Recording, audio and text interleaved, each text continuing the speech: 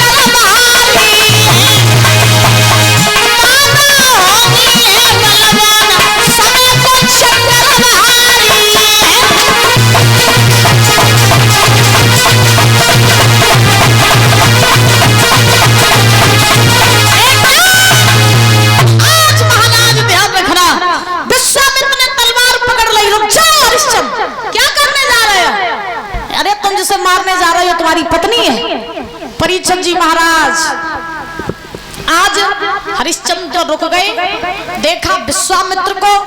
हरिश्चंद्र बोले बाबा तुम तो बेई बाबा हो, जिनने हमसे हमारी धन दौलत छीनी अति, पत्नी पुत्र तुमने छीन ले, राज्यपाट तुमने ले लो, और पुत्र मर ही गया है, पत्नी को मारने जा रहे, हम और बचे, बताओ तो हम तुम्हें अपने ऊपर दे देवे। विश्वामित्र मुस्कुराए के बोले राजन अब हम ना तुमसे कुछ लेने नहीं, बल्कि हम तो तुम्हें अब देने आए हैं।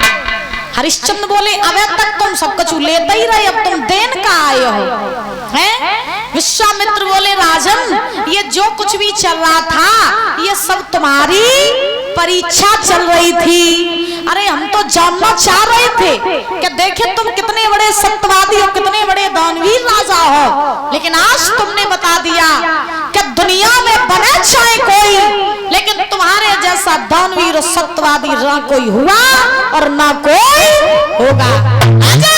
जब तक गंगा यमुना में चल रहेगा, चांद तारे रहेंगे, पृथ्वी आकाश रहेगा, तब तक तुम्हारा नाम इस संसार में अमर रहेगा।